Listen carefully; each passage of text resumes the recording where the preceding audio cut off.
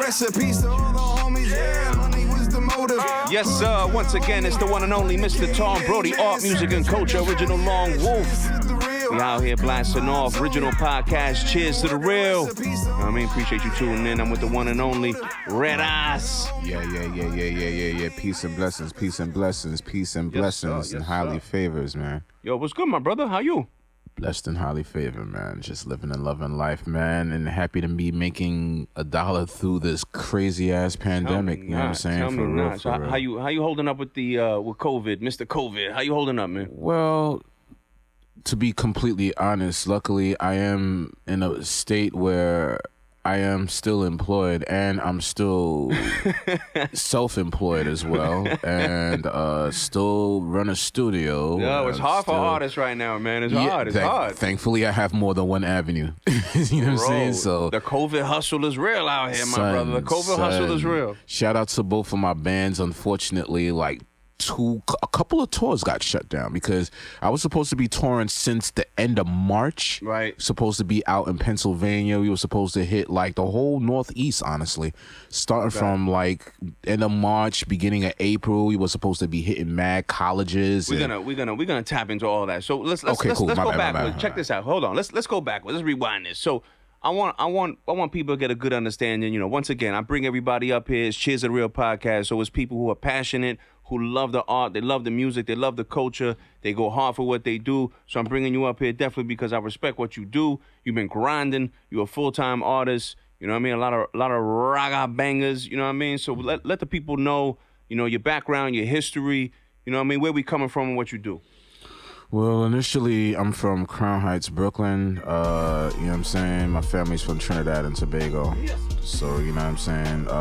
From where it all started from the household because with my parents, like, they used to listen to, like, a lot of music. Shout out to Trinidad, by the way. Yeah, shout out to Trinidad. I've only been once, and I will say every Trinidadian female that has ever stepped in my life is nothing but amazing.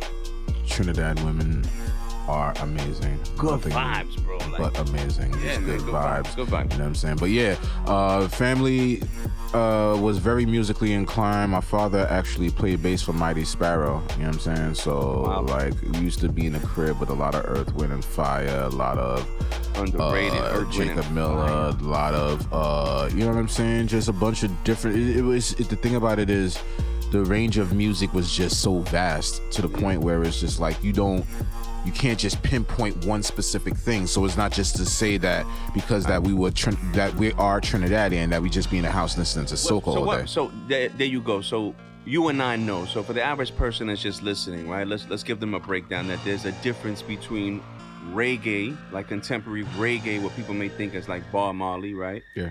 And then soca. So let the people know what's soca music. Soca music is soul calypso. So it's more or less like what you may know as calypso music. That shit just sounds fucking amazing. Yeah, appreciate that you. shit sounds. But not, you know what I'm saying? But the thing about it is with soul calypso, or with calypso in general, calypso was always something that just had an ill message in terms of whether it was political or whether it was a storyline about what happens in somebody's life or somebody's relationship. You know what I'm saying? It's something that's basically explaining like a story, like, you know what I mean, or just explaining what's happening during the current times. Kind of like improv. Like not so much as improv, but like so much as like a story. So like you would be on stage or whatever, like performing. So it's like your story, like how Slick Rick would be on stage or performing and storytelling, so to speak. You know what I mean? But it's instead of hip hop, it's just a whole different context in terms of just like the musical, what comes along with that? You know what I mean? The spectrum, the range of the music and the frequency. So let's you know let's speed it up for the listener, right? Yeah. Let's bring them up to speed. See, reggae, very similar to hip hop, is broken up in so many different fragments. Yeah. Right? Because now with hip hop, it's like you got trap, you got hyphy, you got that boom bap, so there's a lot of fragments, right? What's the origin of, we say, dance hall? What is dance hall? When someone says dance hall reggae, what are you talking about? Dance hall reggae stems from back in the day where you would have a song where, let's say, if Bob Marley sang a song or whatever, dancehall would be, or the origination of dancehall would be the side B of that. So what they would do in the parties is more or less the same concept that they did in hip hop.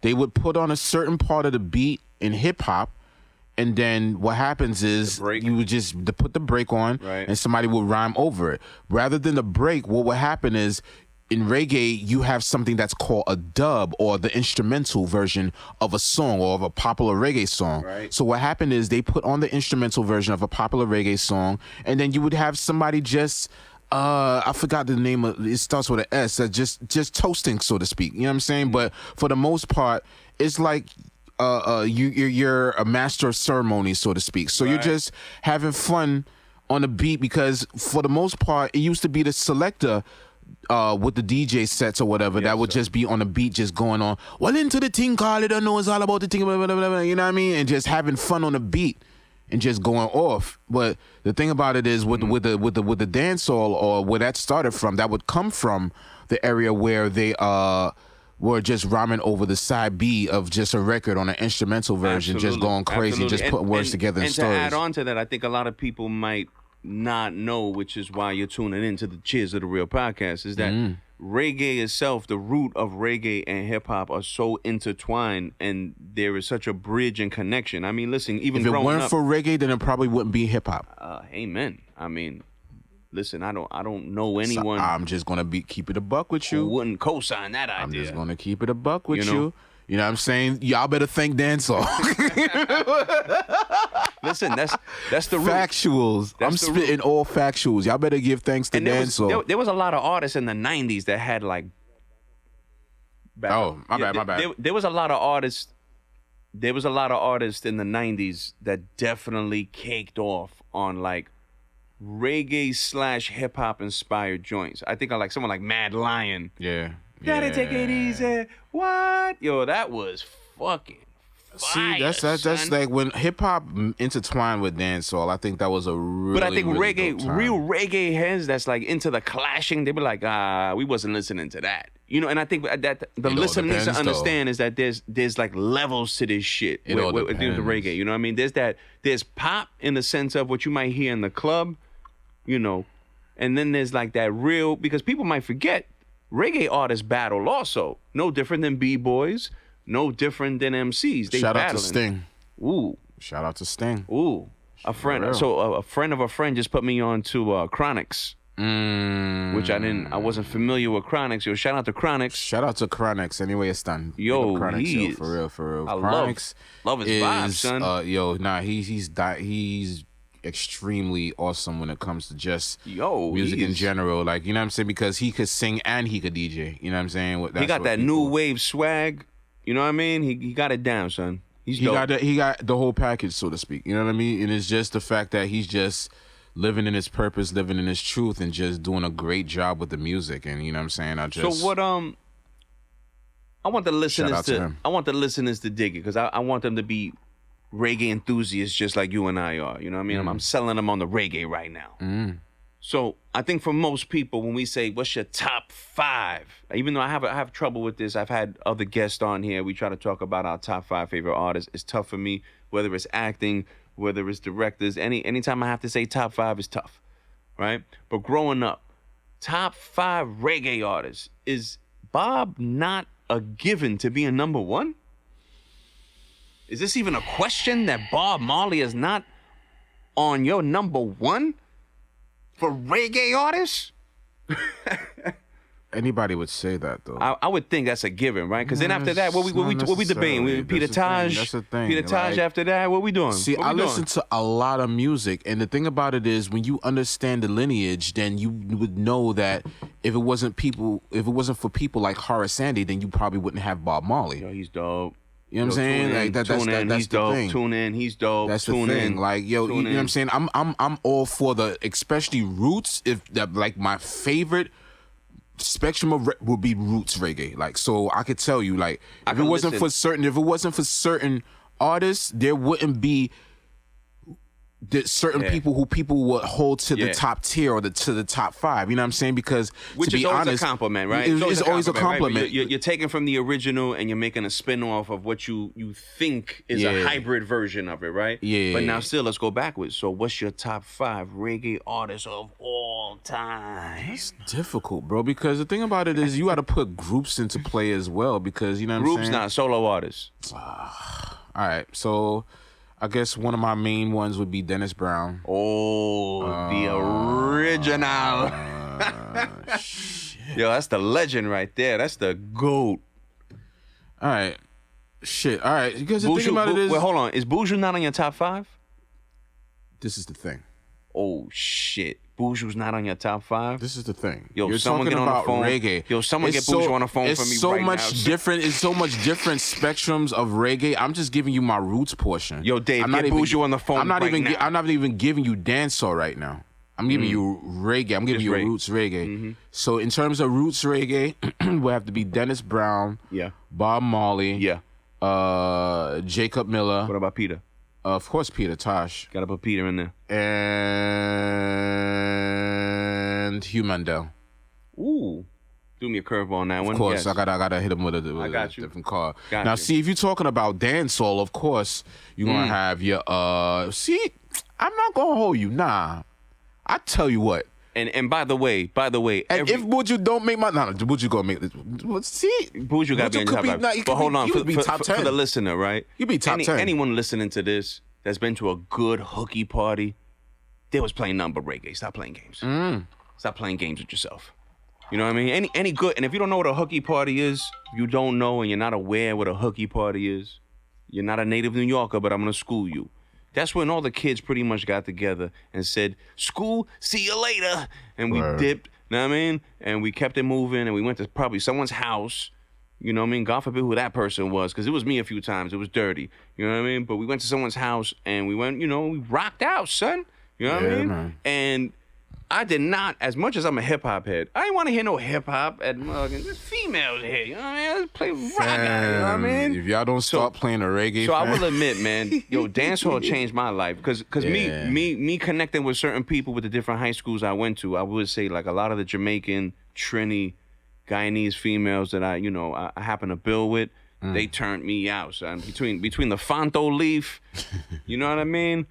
My night nurse mode, you know what I mean? Yo, you already know. Oh, see, that's the thing, yo. A night nurse. Yo, that's why it's so difficult when it comes to, like, just, you know what I'm saying, what's your favorite reggae artist? Because the thing about it is like, yo, it's just so much that comes along with that, bro.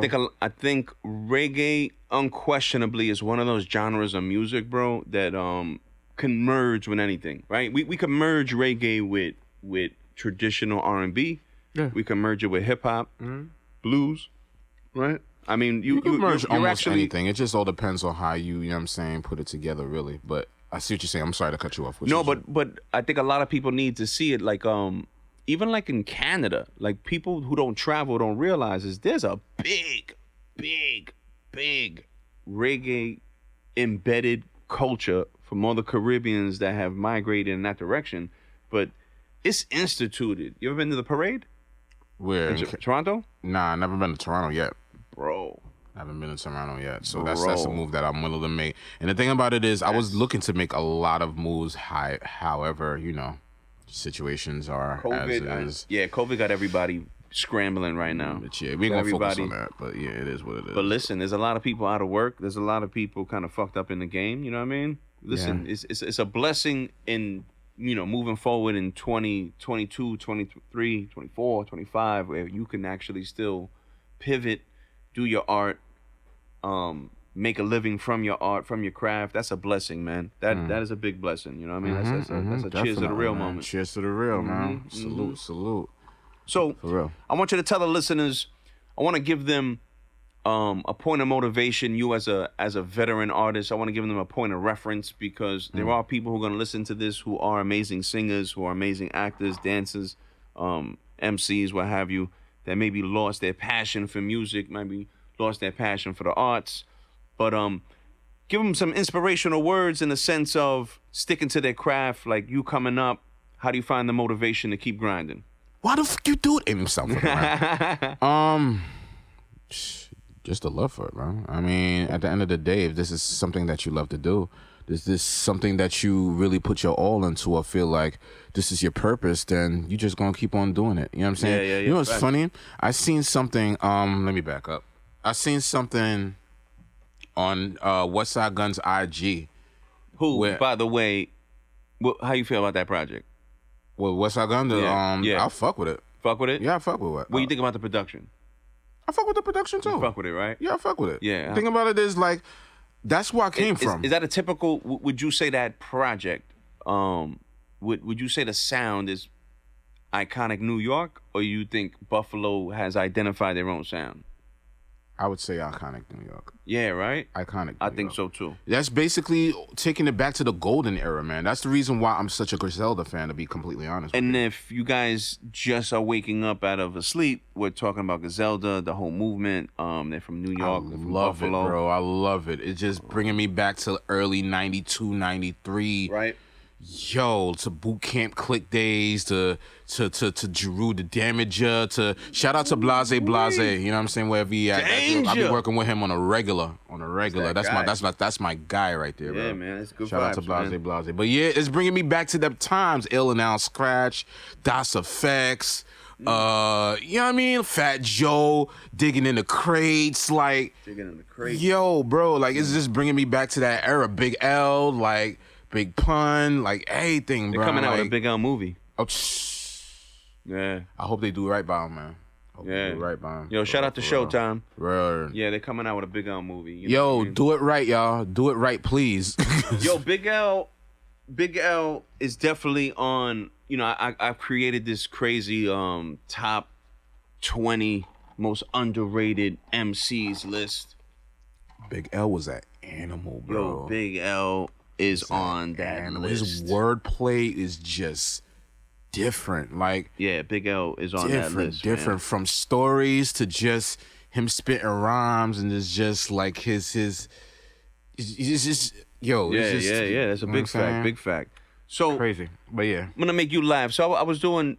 We tend to do these random kind of Q&As and surveys and things that I do some random researches on Google. Google's a magic tool, right? Let's get money. So we all have had bad jobs, right? Growing up, I'm pretty sure you had your handful of fucking horrible jobs. Of course. What do you think, according to a quick research, are the top 10 worst jobs ever? What are some of the... Well, let's go backwards. Give me a bad job you had in the past. Yeah, look, I've had some horrible... Bro, I had, like, bad jobs. I worked at a circus before. I think this temp agency was pretty bad. The thing about it is, I was a bike messenger too. You say temp agency? I was a bike messenger at a temp agency on Broadway, on 390 Broadway, and y'all try to dick me on 2 weeks fucking pay. Nah, my shit is that Bastards. they got these motherfuckers where it's like you doing construction work or whatever, but you only making minimum wage. So it's like you get the work. Minimum wage in New York is what now? Well, before it was $7.15. Back in the day, it was $7.50. Back in the days on the Boulevard of Linden. Oh man, it was crazy, bro. But what is it now? Now it's I what? think it's like 15. I Yeah, think it's 15, 13 Damn, or 15 times or some have shit like that. changed, my people. Yeah, We went man. from 7.25 to 15 an hour. No, we went from 6 and change. Damn, you start Matter of showing our fact, age. nah. Let's take Yo. it back. Let's take it back, cause like we're I was of age. young. We're of age. Let's talk about when it was like 5:15. What was it? Back in the day. Well, hold on. You want to really go back? Let's talk about the subway. 125. I remember when the subway was a buck flat. Like a buck. It was a buck flat. With the tokens in a hole in it.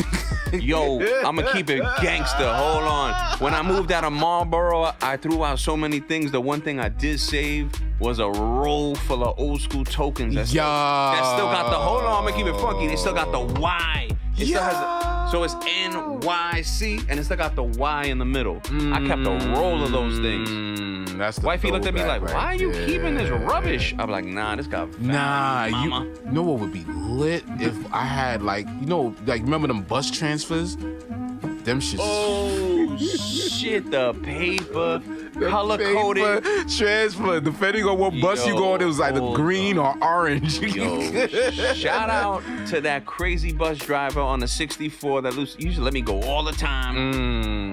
I had the transfer from like 4 days ago. It was just the same color. Nah, shout out to the cool bus drivers that let you slide though, man. Yo, extra Brooklyn. Yo, you ever rode on the back of the bus? Oh, not Cheerz. You ever? Oh, yo, we used to do that shit all the time. Yo, shout out to everybody in Marlboro. Son. Yo, we used to do that shit. Is dangerous. We used to do that shit. Y'all Straight down them back Stillwell. of the bus, top of the train. Niggas. I'm cool. Bro. That like. Yo, we used to do that. Yo, I'm cool. matter of fact, there are people. It's actually called train surfing. Yeah, train surfing. I can't fuck with it. Shout out to a few people who put me onto this crazy sport in New York City. It's called train surfing, where you actually jump on the top platform, right, of the train, and you ride it from platform A to platform B.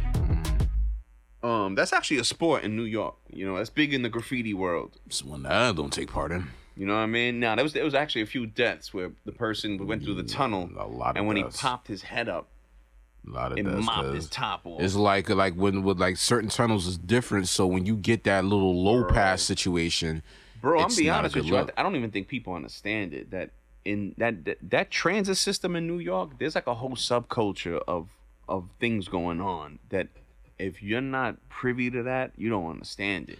Yo, it's New York crazy. subway system, I think they probably have something crazy like 40,000 people living inside the subway system in those like abandoned train stations. And That's what I was going to say. Like, you see that area where, like, when a 6 train go to the last stop and it goes around the bend to the... That whole area back there is crazy. Like, this is actually historic when you really think about it and just see how the old subway stations look. But I wouldn't be surprised because there's so many different abandoned tunnels that, of course, it's going to probably have little civilizations down there, especially after this COVID shit. I wouldn't be surprised if niggas is down there having parties right now on some movie shit. Yo, dead ass though. Turn up. That's creepy. Yo, Hollywood already fucking paved the way. Why not? Stop it. Yo, I'm waiting for the first like Android MC that's gonna be like cyborg. Niggas ain't singing my shit. Yeah. Oh, niggas ain't singing my shit. Oh, niggas ain't singing Yo, my shit. Oh, that would niggas be is on my next dick. level. Oh, Yo, your girl's just sucking my dick. Yo, but Oh, you know what it is? We're heading to a place that I think everything is so automated, right? That I could see a world where it's just like a 5-on-5 robot basketball game, or a 5-on-5, soccer robot game. It's kind of like what's the Hollywood movie with this guy? What is it called? Oh, Real Steel. If anyone watched Real Steel, they kind of know what I'm talking about, where the robots are like high end and they kind of fight each other for big money in the ring. I could definitely see craziness like that happen. You know what I mean? Definitely. I'm all for that though, because the way how shit is this year is like shit went back to the Stone Ages and just Babylon. Yeah, we are in Babylon. We are in Babylon. This is America, man. America equals Babylon, yo. Just in case y'all didn't know on this motherfucker. And I think, let's take it 360 for the listeners. I think reggae culture and reggae itself, instituted into me a lot of foundations through religion and through diet and through certain things. I think people forget, like, it is a lifestyle and it's cultural. And this is the thing, like, to piggyback off of what you were saying earlier, that's the reason why I don't mind people saying that Marley is number 1 on the top 5. Reason being is because with him, he was a prophet. A lot of the shit that's going on nowadays, he was talking about in the 60s and 70s. Did you see this documentary that just came out with Marley? Nah. There's a new, I didn't get the name of it. That's the Altos? There's a new, brand new documentary, Bob, home footage, whole 9 yards. It's amazing, man. Because it actually breaks him down in a sense that Yo, he was just so real, man. Yeah, man. Yeah, man. That's like the thing super about it. real. Like the thing with Bob, he was very passionate about the earth, man. No, but better yet, listen, fam, they go backwards and how people were actually hating on him because he was biracial. Like it talks about his whole, it talks about him, you know what I mean? And I can relate to that because I'm biracial myself, and I think growing up, a lot of people from a certain age bracket might not affect them. I think the younger generation, that you being biracial doesn't affect them as much because we have a lot more people who are just like digging each other, so to speak. You know what I mean? Yeah. There's a lot of cross pollination going on. Of course. I mean, people are beautiful, man. Listen, 60s, 70s, 80s, you growing up in the 70s to say that my mom is black and my dad is white, you were a hybrid. You were like a fucking unicorn. You know what I'm saying? Like you didn't see it.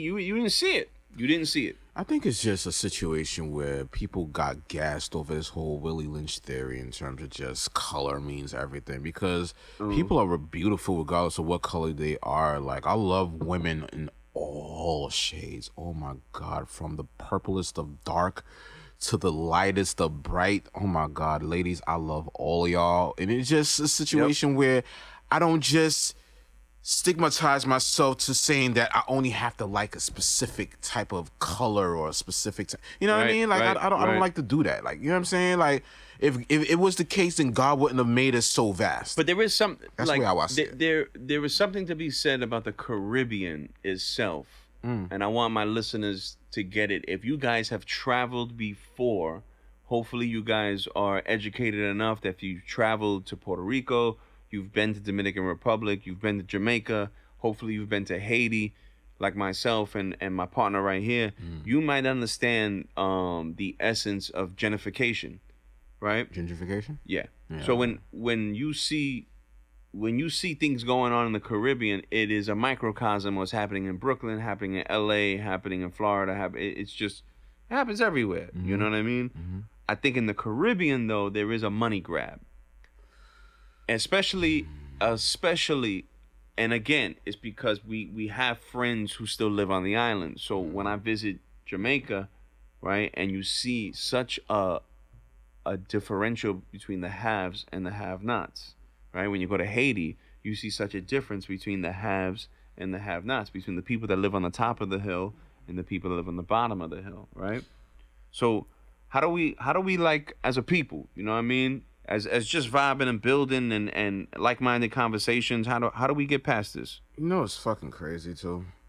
I was just watching something probably a week or two ago where I forgot who it was, but they were more or less saying, yo, Jamaica is rich. Trinidad is rich. Haiti is rich. Dominican Republic Haiti is rich. Haiti gets a everywhere is rich. Look. Haiti so gets a bad Africa is rap, rich. Man. So like boom. But everywhere is rich. It's just the people in the countries that are poor. Right. You know what I'm saying? Right. So it's just the fact of, yo, we know what is in terms of just us, like our heritage coming from the West Indies, our heritage being brought up on West Indian heritage and just everything. But we know what it is, but it's just the fact of like. But how do you feel about people coming in? Like, how do you feel about someone from, let's just say, New Zealand, and he moves down to Haiti or moves down to Tobago, and he buys 10 acres of land, but has no connection to the people, no connection to the culture, nor does he even care to be in tune to the people or the culture. Just feels that, you know, I bought land, I bought property, and I'm here. How do you feel about those individuals that look at the Caribbean as a money grab? It's fucked up. Because it is there. It's fucked up, but at the end of the day, whatever money that they put into the economy is going to help the people out regardless. So, you know what I mean? It's really fucked up. And, right. You know what I mean? But what are you going to do, though? You know what I'm saying? Like, it's not a situation where we could say, oh, you can't be here, you can't live here. And nah. I mean, at the end of the day, you got your money, you got your paperwork. You're going to do whatever you going to fucking do. But at the same time, You know what I mean? Jamaica's very, very diverse. It's very I think diverse. if you guys, and just for the listeners, if you guys never been to Jamaica, I urge that you go because JA is super diverse. I've dealt with people that if you look through your optics, which are very deceiving, you may think he's from India, and then when you talk to him and you hear that accent and you hear that patois, you're like, oh. And that's dope though, because the thing about it is to segue from like where you were taking it. My cousin or whatever, remember we were in Trinidad, like the family was in Trinidad for 1 year, and it was this dude in a suit, this white dude, straight up white dude. So we in a bar, whatever. We getting our food, we getting our liquor, whatever. And then my cousin was just watching dude, and then all you hear is, "Hey, let me get all that." It's like a straight yard accent. No, straight Trini patois. Like, hey, brother, let me hold that stock, bro. You know what I mean? Like shit like that, and you just like, yeah. I was blessed enough. I was blessed enough. We went, got a childhood friend, took me around. You know what I mean? Took me a couple places, and I will say that it ain't like that in New York. I can't bring my peoples from out of town New York and it be that much love in the air. New Yorkers don't show love like that. You go to the Caribbean and people have a very misconception. They feel like, when you go to these big places and big resorts, and I say this as an American, right? But also just to cultivate some of my listeners hearing this. Don't be the typical American going to some of these resorts in the Caribbean and just feel like they owe you anything. They don't owe you nothing. You're on their island. You're in their land on their island. So pay homage to the culture. Try. You Spanish may not be your language, but make the attempt. You may not like rice and beans. I definitely want to hit some Spanish countries. You may not like rice and beans, but if you're there, try. Because I always look at some of these people and I laugh, and I say, so we're out here in Jamaica, but you're eating hot dogs and hamburgers, with flip flops and it's like let's try to embrace a little bit of culture, and I think that's where people, in my opinion, kind of fuck up because I'm gonna keep it. They're in a box. A lot of people tend to be in a box. I'm gonna keep it G with you, man. Fuck that. You got to leave the hood mentality in the hood. You bring the hood mentality with you on a vacay, and you on tents, and you want some insecure shit, right? And you want some right. Fuck all that, man. Right. You came here to live, like, you know what I'm saying. Sometimes you just gotta put what you think you know to the back and just fucking live life, man. You know what I'm saying? Of course, you're going to follow those certain rules and those certain guidelines of who you are as a person in general. But regardless of the fact, it's just, it's the whole tough shit, this whole facade of you knowing everything or you gotta fucking be willing to learn shit. That's the thing. Like, with me, as much as I know, I'm forever a student. You gotta be.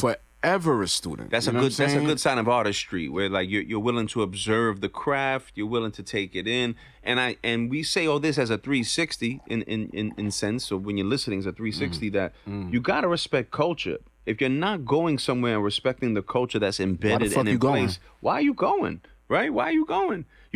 Don't go to the Dominican Republic or go to Haiti and then be trapped inside a resort and you're scared to leave the resort. It's like, what's the point? I would want to go to the hood in certain places, man. Depending. Because Lord knows, like, again, with JA, mutual friends, boom, boom, boom, Nah, I ain't gonna hold you.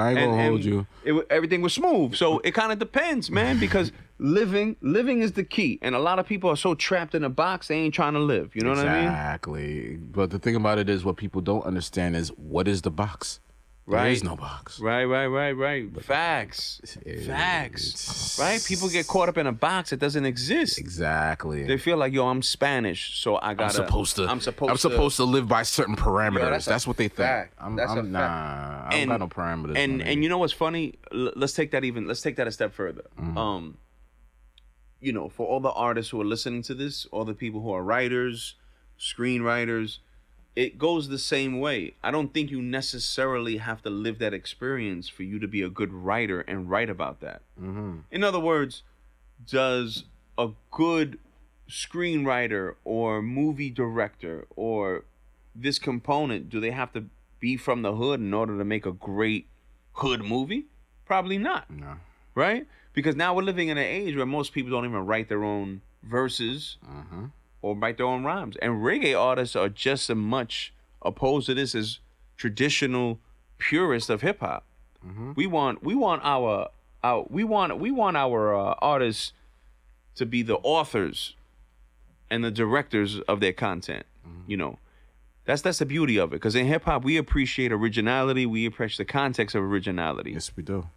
If there's no originality, then what are we doing, right? I mean, the thing about it is a lot of things have been recycled, yes, but the thing about like, it gets to a point where people don't even try no more. You know what I mean? So it's like, yo, bro, like you gotta try to at least make an attempt to come with some sort of originality in a way where it's like you had your own idea of how to finesse something, so to speak. It's like you're just piggybacking off of other ideas, and it's just like shit gets so repetitive now. But you know what's funny is it's funny when you say that the one knock that I've always had with reggae is they always tend to do these knockoff B-side records, right? They'll do like a Richie Valens, or they'll do like a random. They'll always do like a random 50s like a 50s track or a 60s, and they'll kind of revamp it. Even in the 90s, they'll take like R&B tracks, revamp it for themselves. You know what I mean? How you feel about that? I'm with that. I'm all the way with that. I think that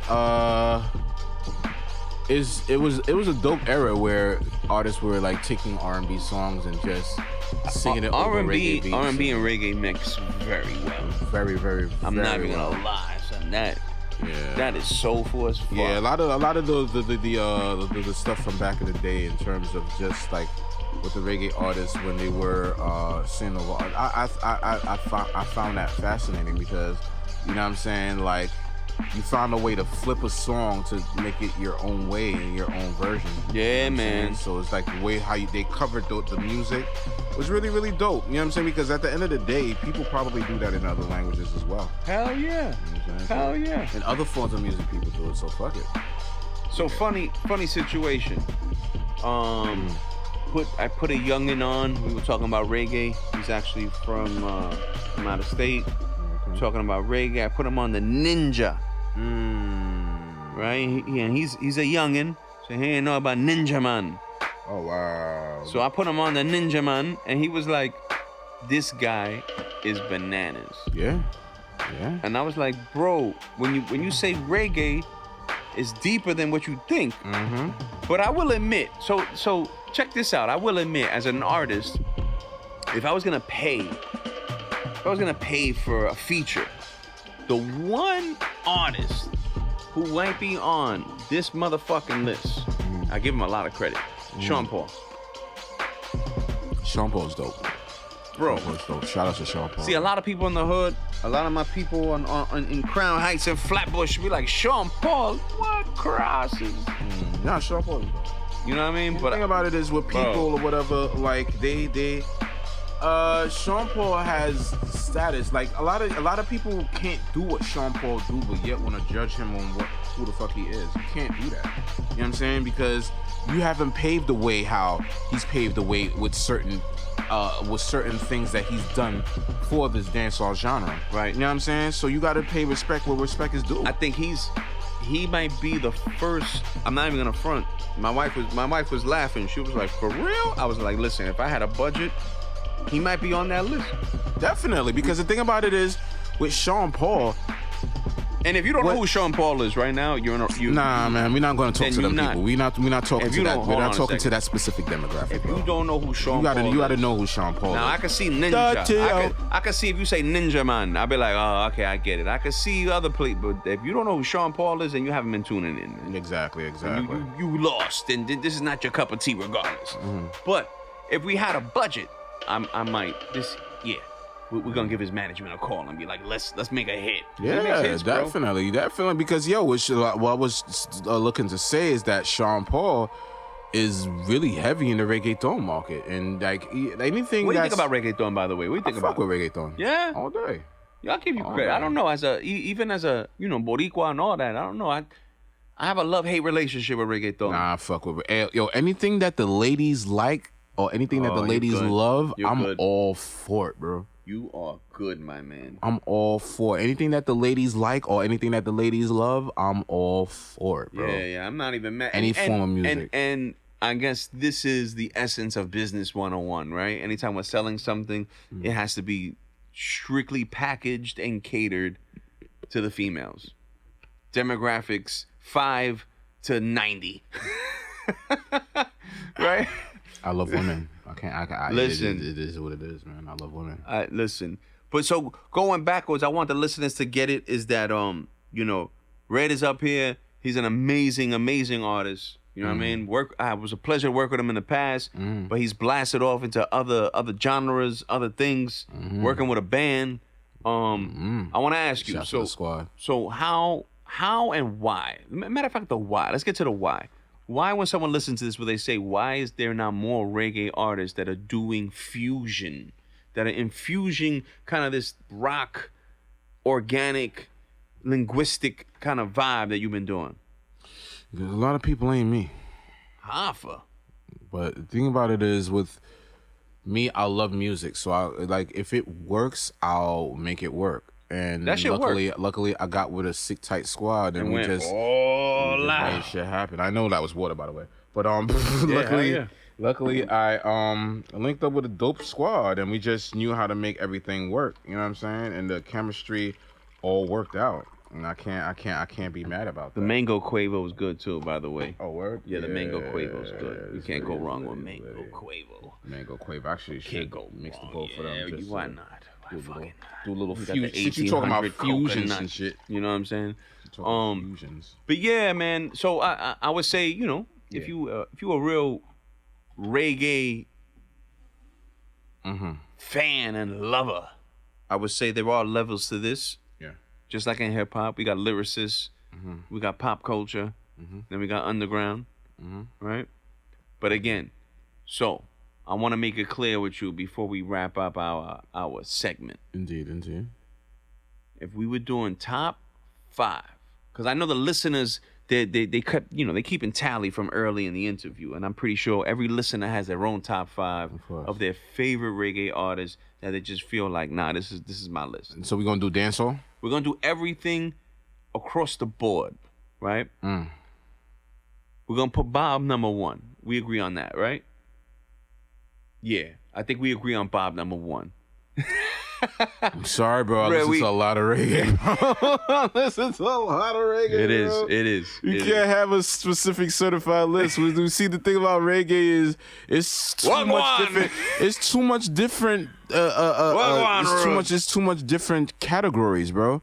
Too many, because you got dancehall. I try to put you under pressure. roots. I try to put you under pressure. But you know what? It's funny because I've had the guests up earlier and we talk about this, and I always tell them it's so hard for me to really hone down on my top 5 favorite MCs, because I start getting a little like, oh man, hard, bro. Yeah, it is. It's definitely hard. But I could do the different things though. I could do, like, you know what I'm saying. If you want to talk dancehall, then it will probably have to be King Yellowman for me.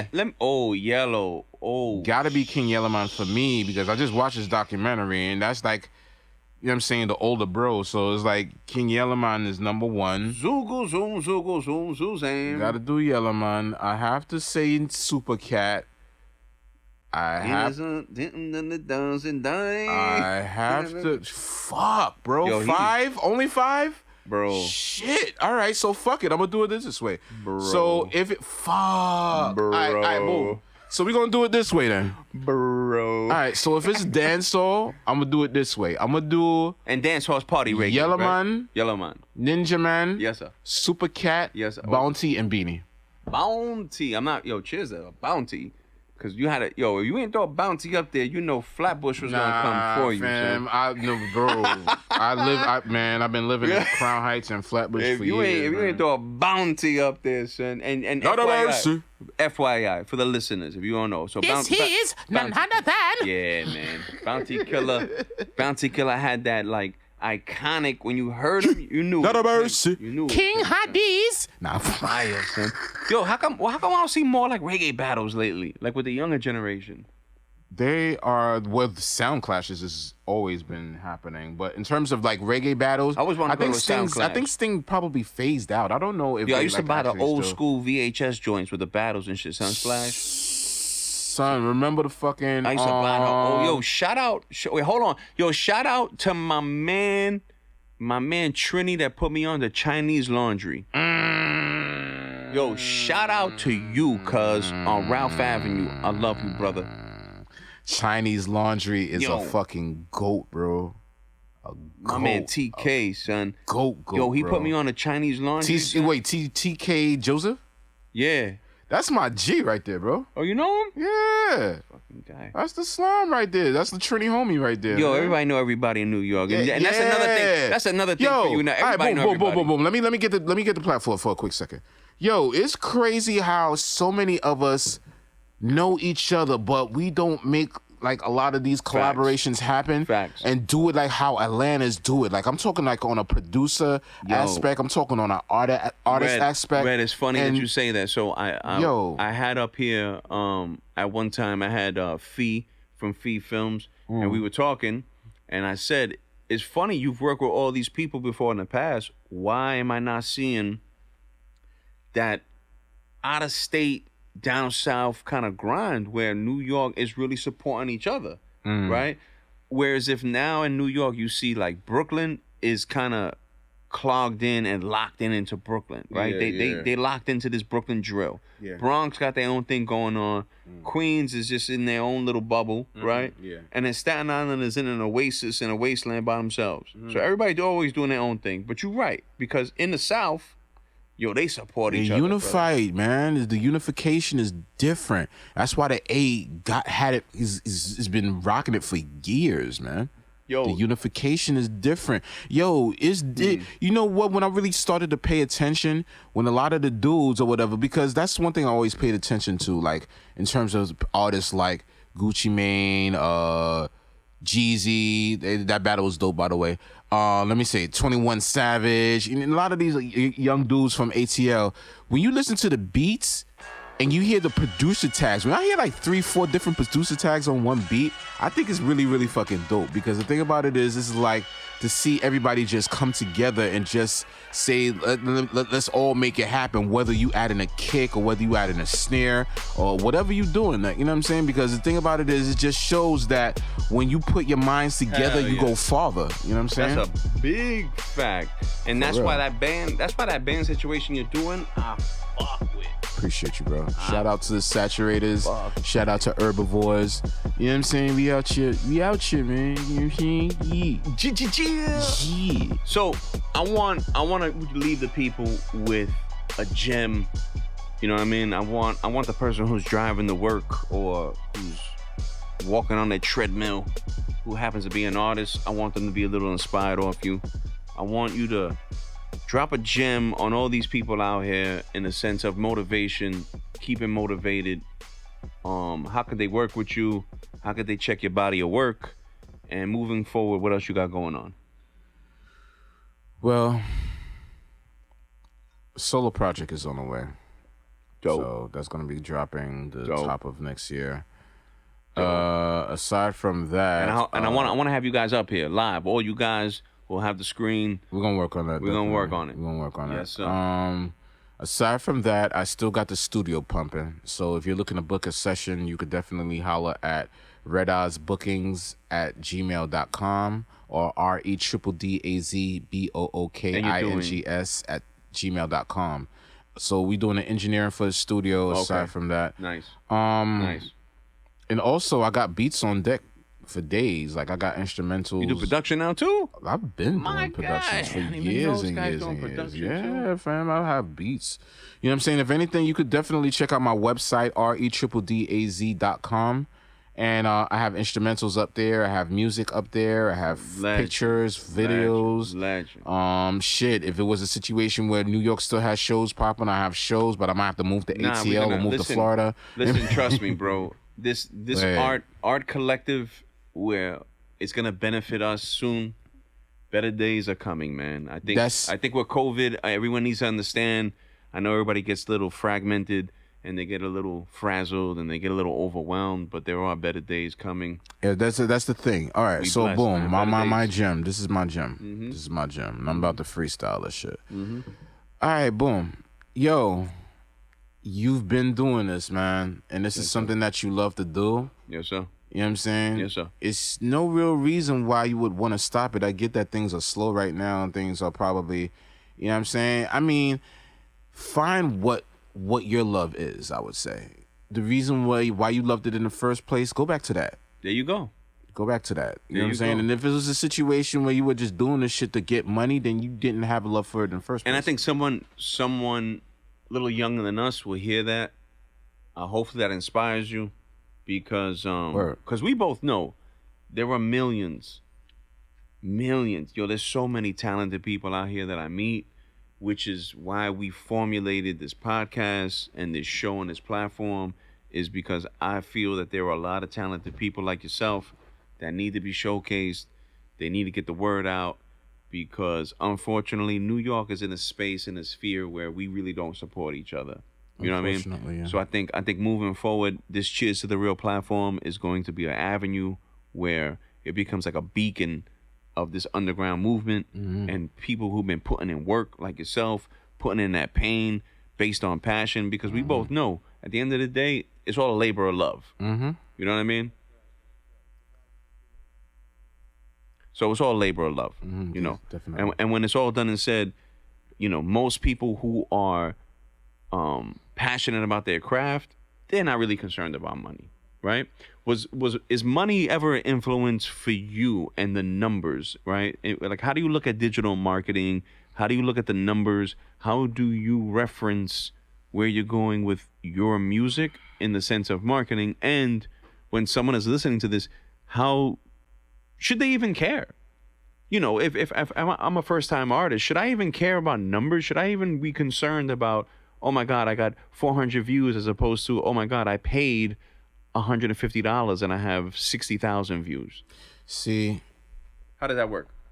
How it works is that at the end of the day, even though it's a specific love that you have to have in order to continue doing this, it is a business. Right.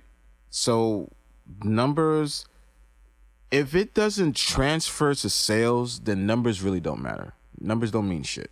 It has to transfer to sales. Right. So it's like a situation where, okay, you got a bunch of likes or whatever have you. What is that going to translate into? Right.